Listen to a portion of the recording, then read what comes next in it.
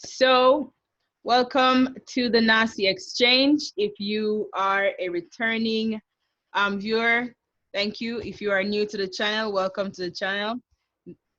This is Trina, Charles. and we have a special event today.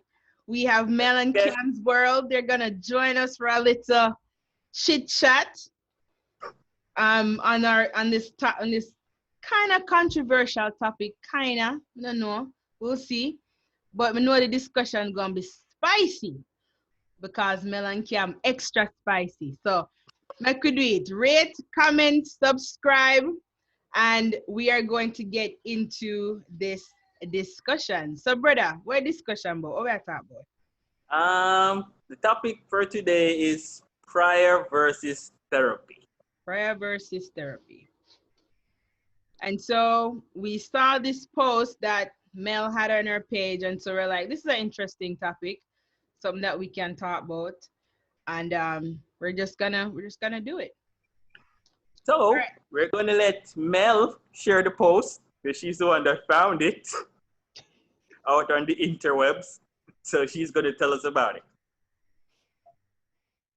Hi guys, so I was scrolling on Facebook and I saw one of my friends post something referring to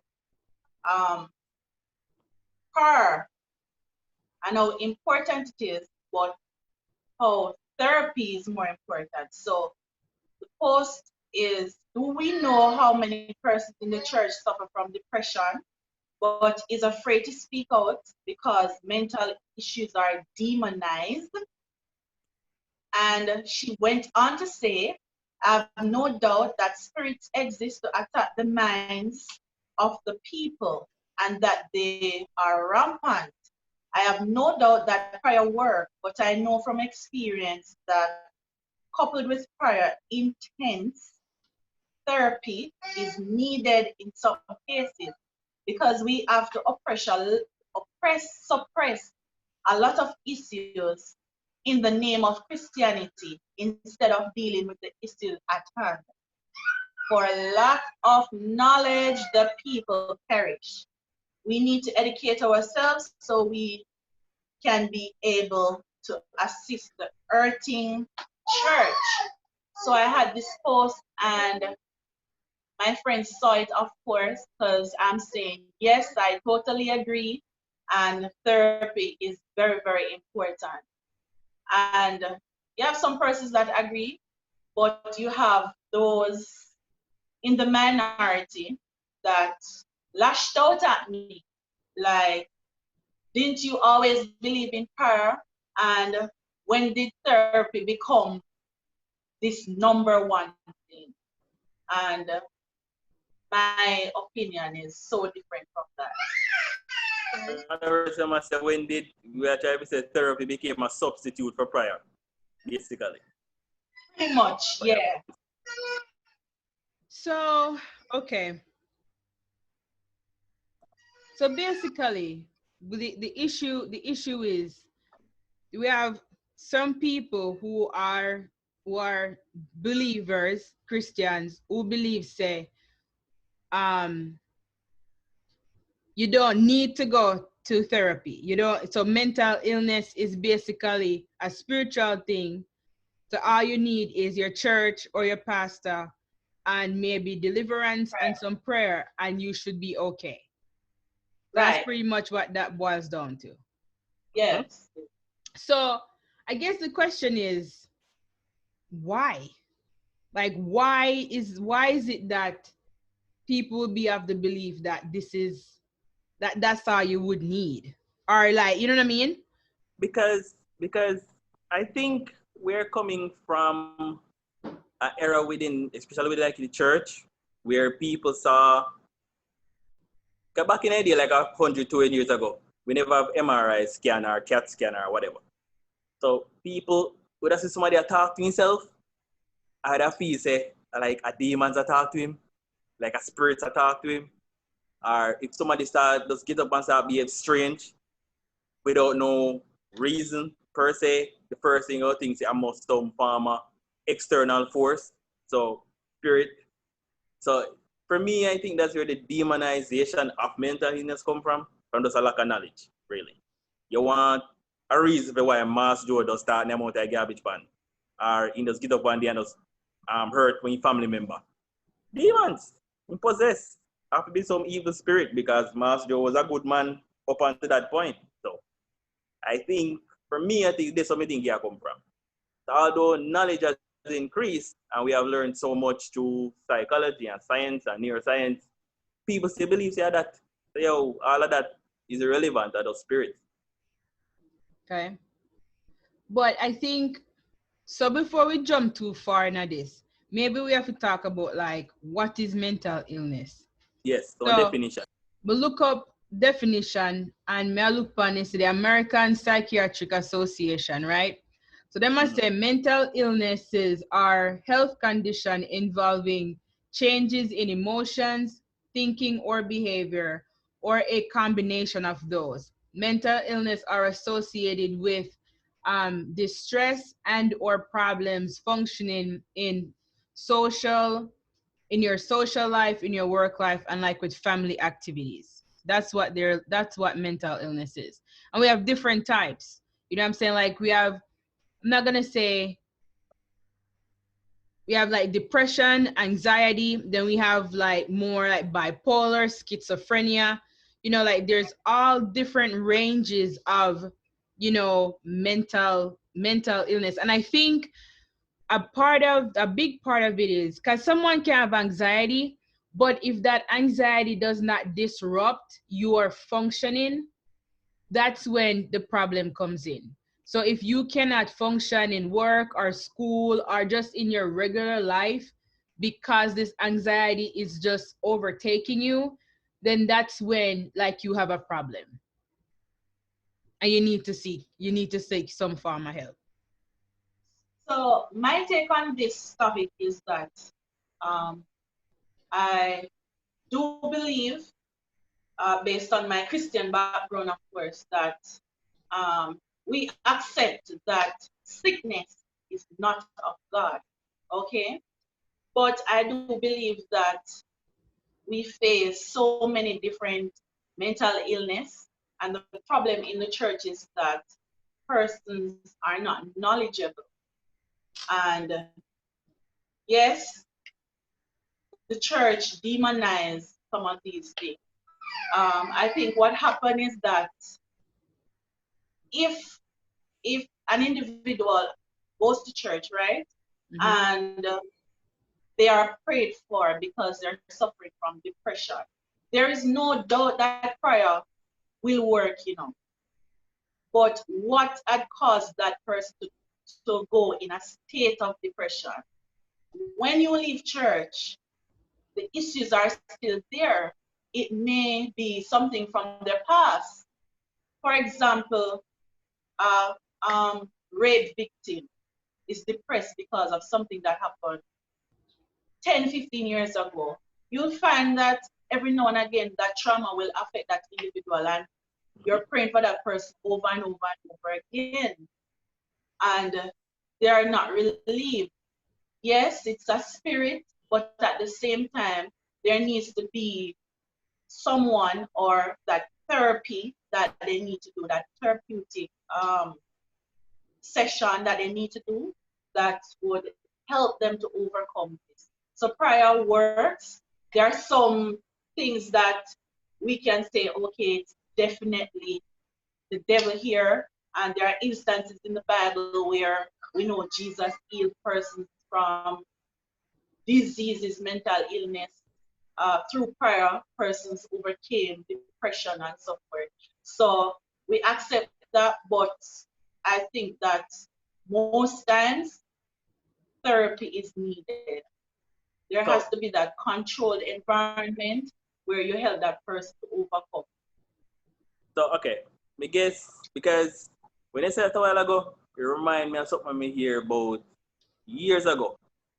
Church, when me used to go to church. This pastor guy spoke about in the concept of doors, where he's saying that if you pray for a person and you deliver them from a spirit, demon, whatever, if you do not close the door in which that spirit entered into the individual. Even if you're in the church and you get rid of it through the prayer session, whatever. Once the person go back out in the real world, the door is not closed, so he just go come back in. So you go basically every, as I say, every couple months or whatever, you have to keep a prayer for the same person over and over again. So you're gonna get deliverance over and over again with something. Because it's that's all the way how we spin it to say, yo, the door have to close. So when I get from Mel is this, it's like, yo, prayer work, yeah, cast out the devil, but if you don't close the door, which is the trauma, you have that spirit lingering.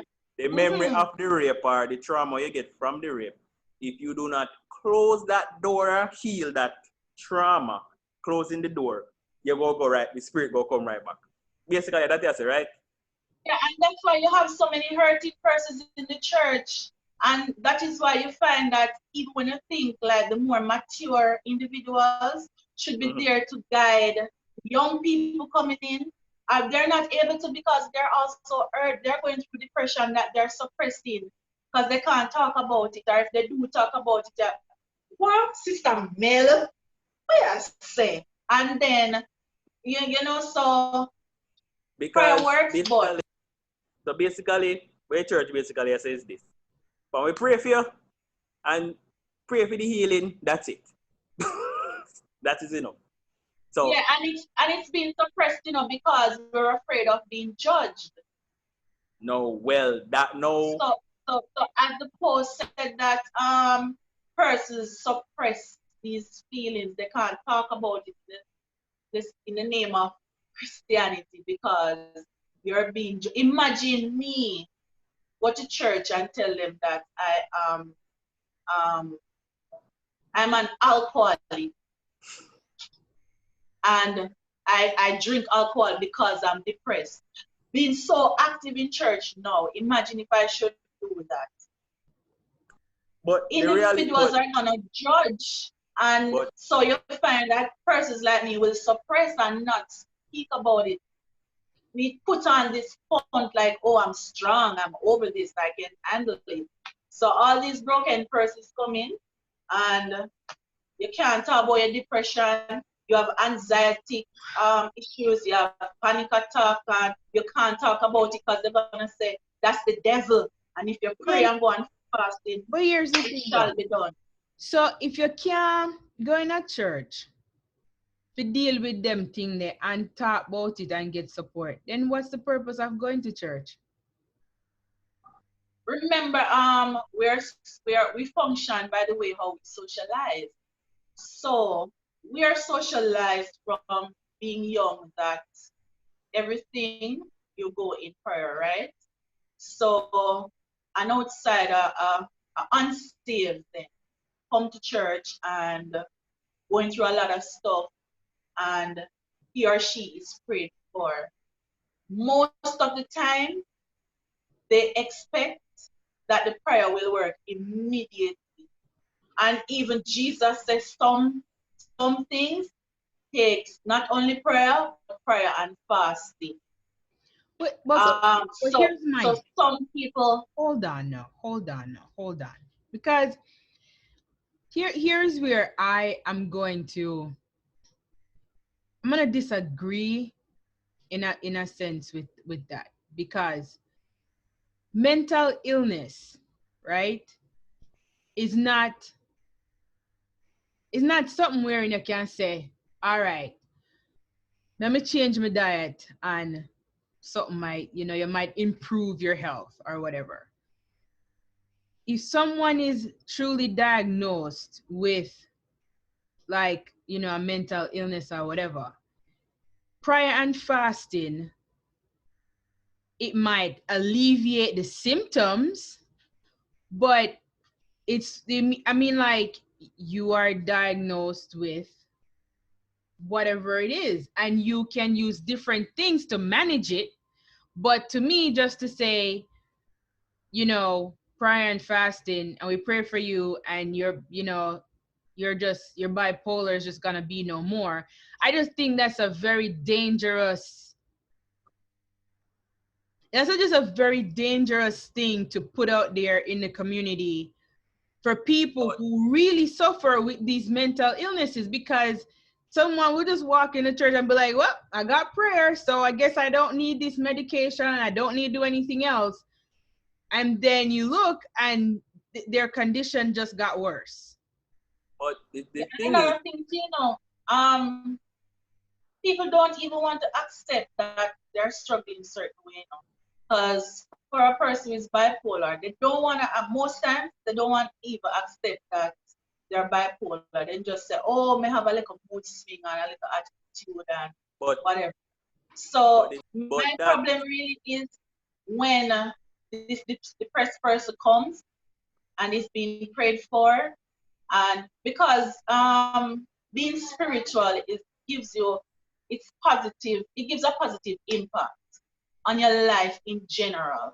Whether you have things to say you want to be Christian, or you just want to be a spiritual, positive person, or you just want to be one of those persons who just read the Bible and have nothing to do with nothing else, or even for those persons who so-called don't believe in God, but believe in a spiritual being. And most times it gives a positive impact on your life in general. So I understand what you're saying, but I think that it makes some changes. It's just that when these broken persons enter, the discernment that the folks in church are supposed to have to recognize that this person needs additional help is where the problem lies. But this comes down from not only church, but we live in our society where if on something you can't see, it's not a problem. Like, so not having food or not having money to buy food, that's a problem.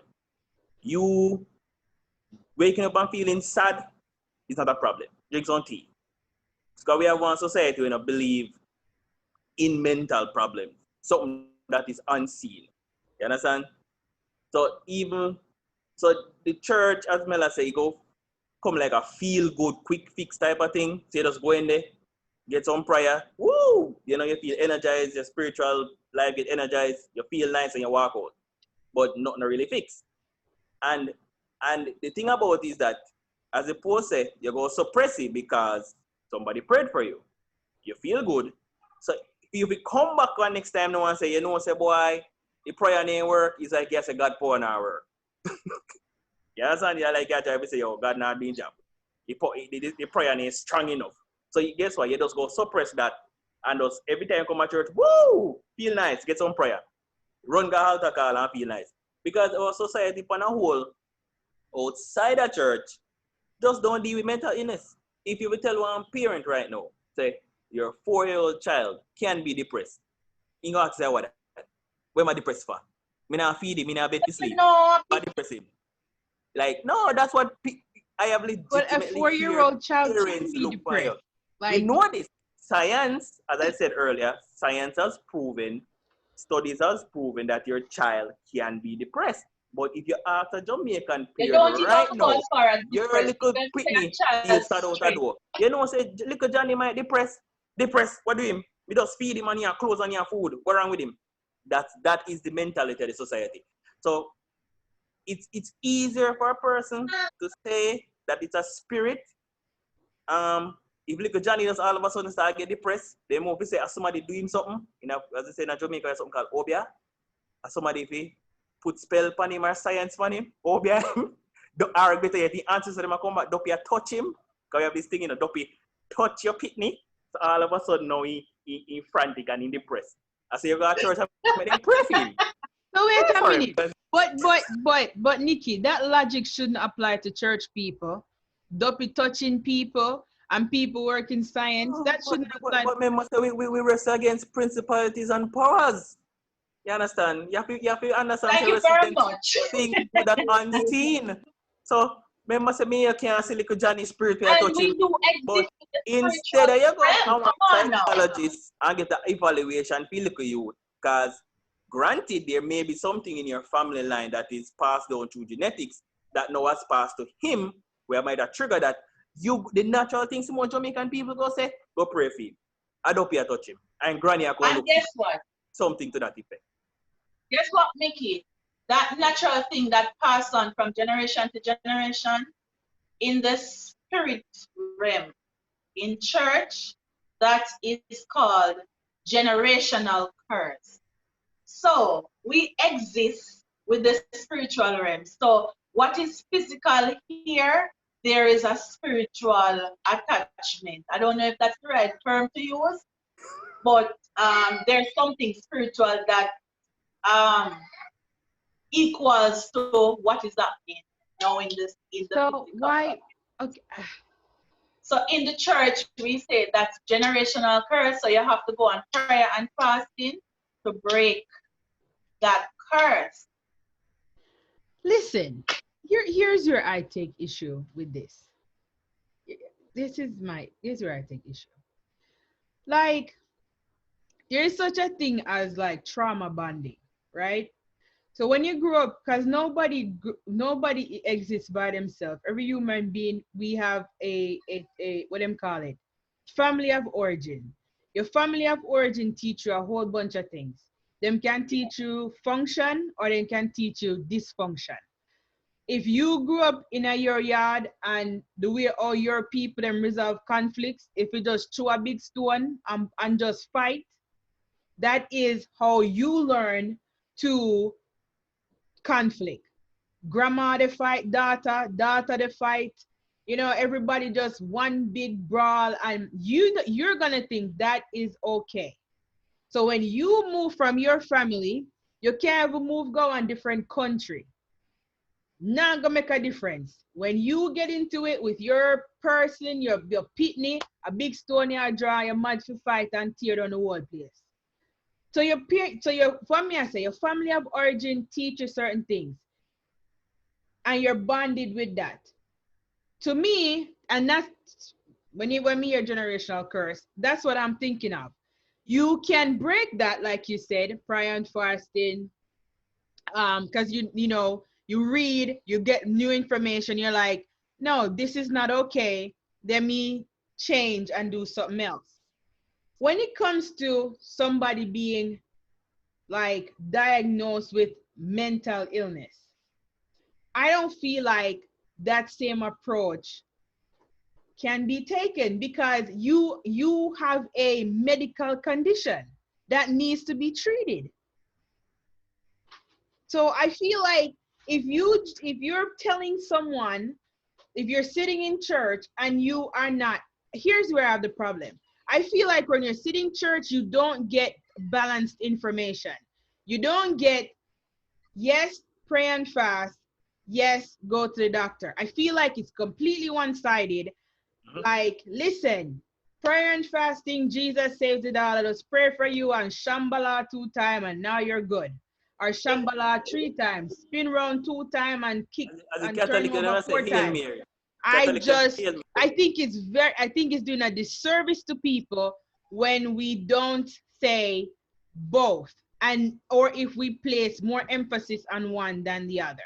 Because some people need medicine. And they need to go to therapy and go deal with the trauma, whatever trauma you have when you were a child or inflicted on you as an adult. You need to go to the doctor, a therapist, a psychologist, to get that stuff worked out. But remember also that there are persons in the church that don't believe that medication is a part of the healing process. So because they What is have a that part of the healing process? Getting a medication from a doctor, from a psychology, telling you what to do is not a healing process, because the church believes so much in prayer. And also we have to remember that healing comes from different ways. So therefore, we getting the medication can be the process that we need to take. So you have persons in the church that literally don't believe in medication at all. And for example, a person will see themselves going blind and they believe that, oh, I don't need a glasses to wear, or I don't need to go to the doctor. Check it out. So there are persons in the church that even this still remain that tradition is still coming back in it with the generational curse. Your parents never care about the past or what they should take care of their health or all of that.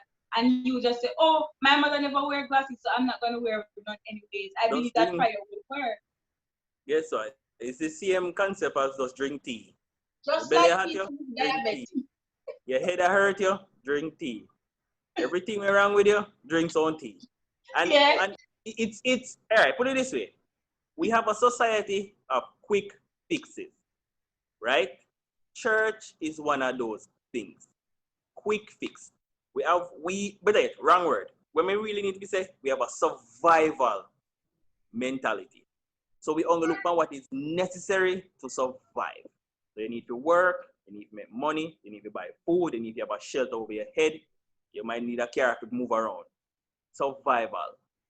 So for you to then take up the idea of needing counseling or needing therapy or whatever, that is like a luxury.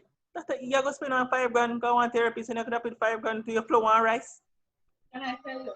You understand? So go to church. You could get things to go to church, get some prayer, and Jesus saves. Jesus heals. And that's why that's why the post lady I say, yo, people in the church will prefer to suppress and act like they're okay, because the concept is that once you're in the church, Jesus heals, people are praying for you, you're supposed to okay. What more do you want?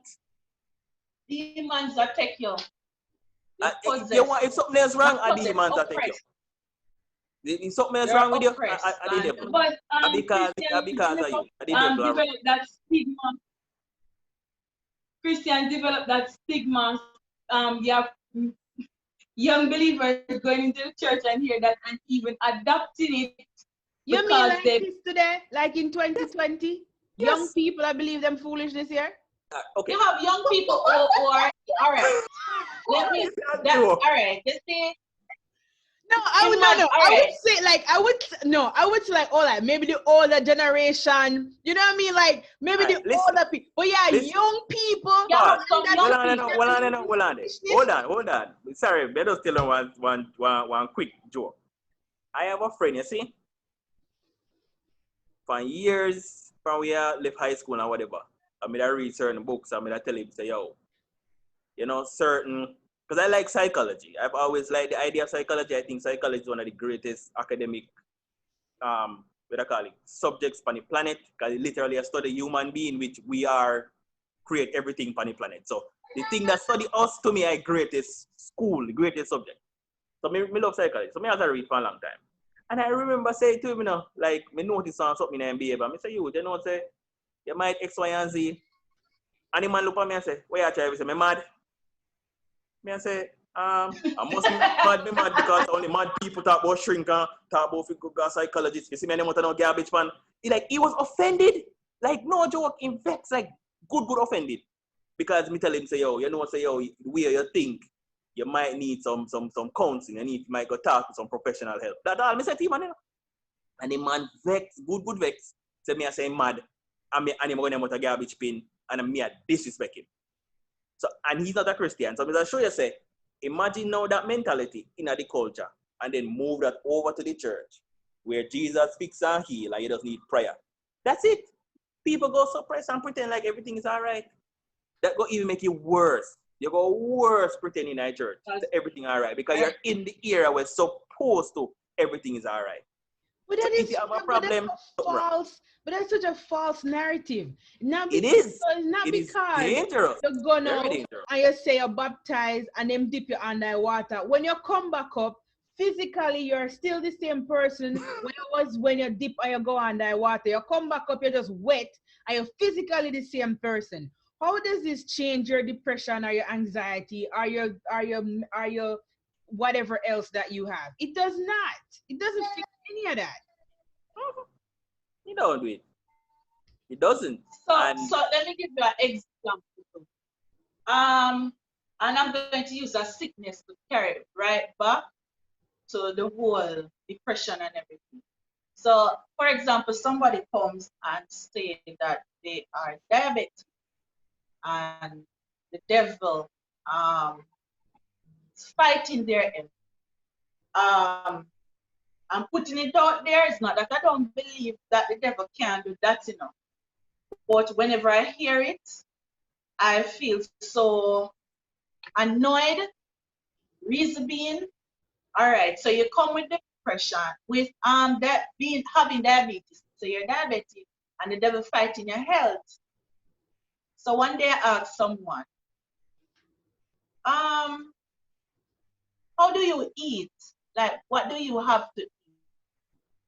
And they said that they don't eat much because they don't have no appetite.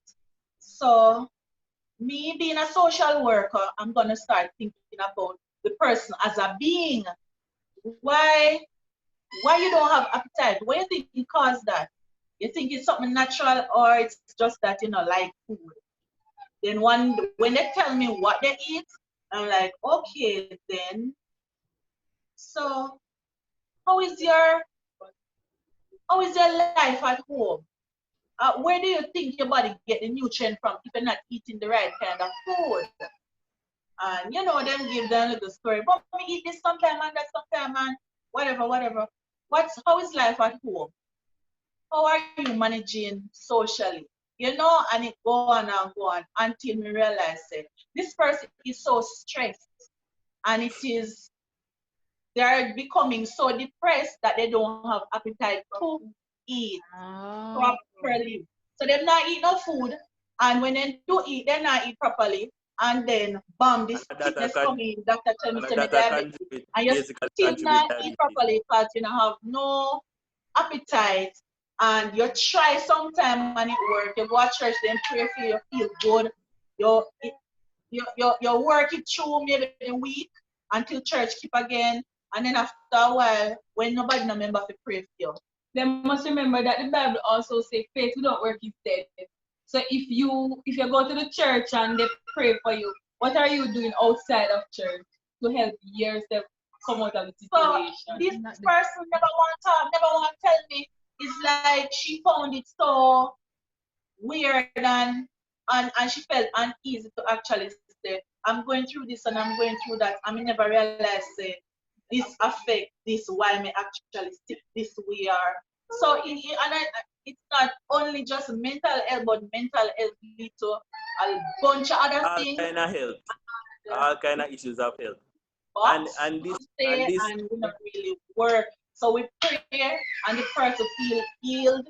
And what happened? You know, where is the health after prayer?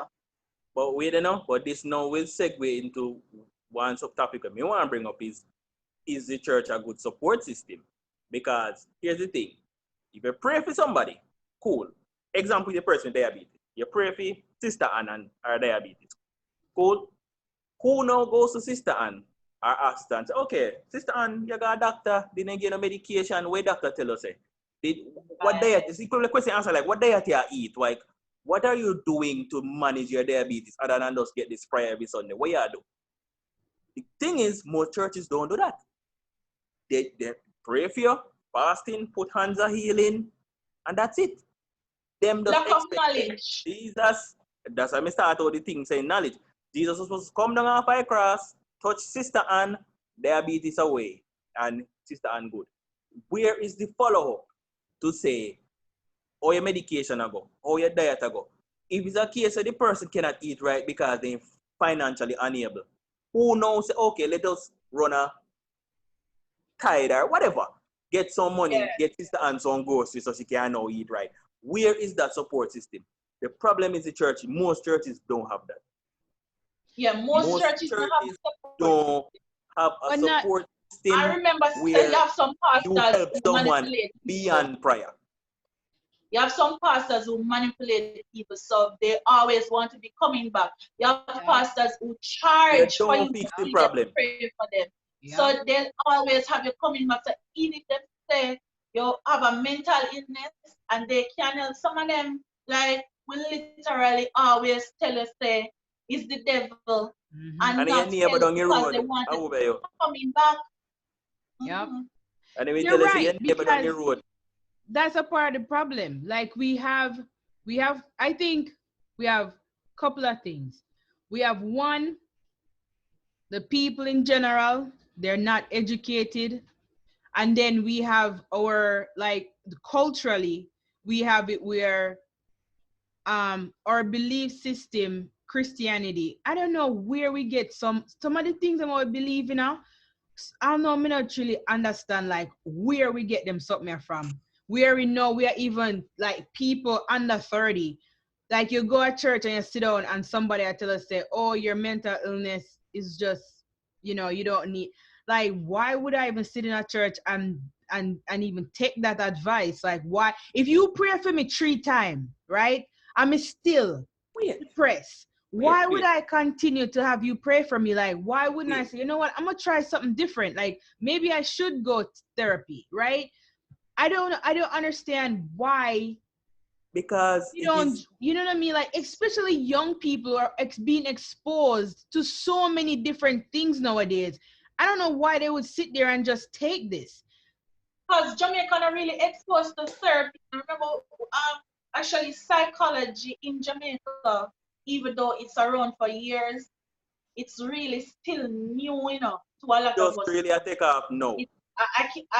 There are churches that will have the support systems. You have churches, I know of churches that have support systems, and I think there are not a lot.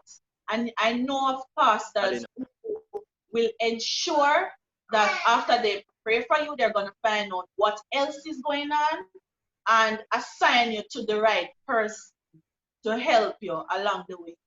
But Jamaican really accept this therapeutic thing, or them not embrace it, because you have young people who will say, oh, we never talk to nobody because they just want to know my business. For example, churches who real might have back, the support big system. back. You have some people who have because because in the past though, you can't trust church folks, and you have people who constantly get hurt from church folks.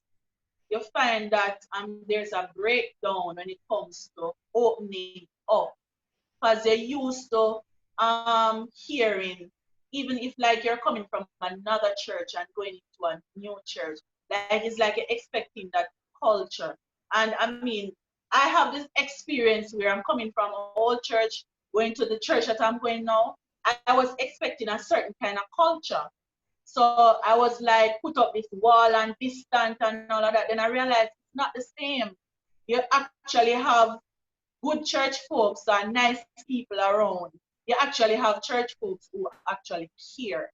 So you see, because we have this culture and this belief, and we have these kind of experiences, you find that if you do get into an environment where the support system is there, you're probably afraid to open up, because you say, no sir, you can't trust them.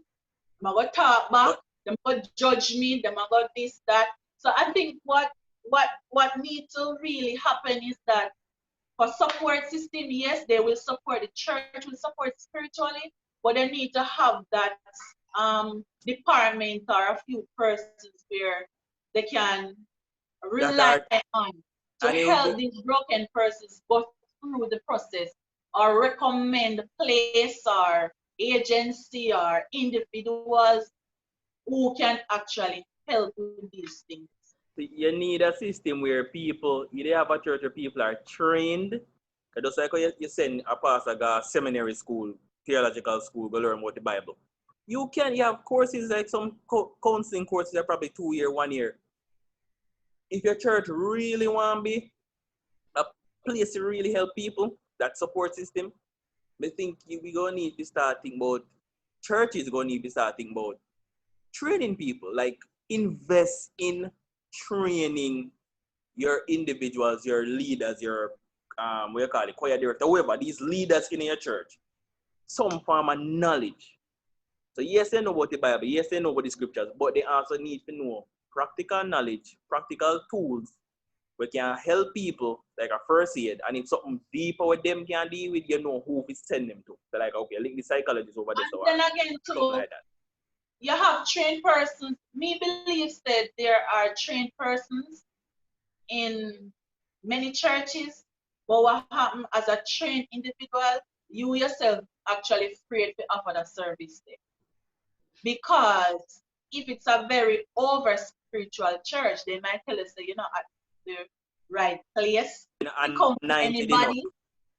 Or they might tell us that you're not old enough or mature enough to deal with certain situation, and then you don't want people to thinking that you are tell other people them business, so you say, you know what, let me just stay back and not get involved. So it's re-socializing the minds of the church folk. You know what Muda like? You know what I think about it? Would I like the church to take up an offering to support people with mental illness, and so that they can afford to go to the therapist?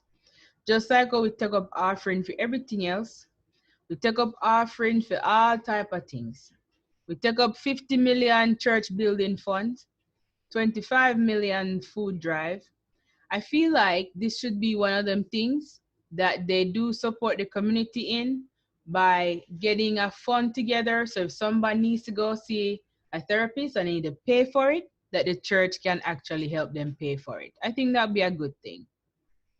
And the church, you tell us that they do that, not to go get therapy, but then do it for the homeless. So they need to realize that it's not just the homeless.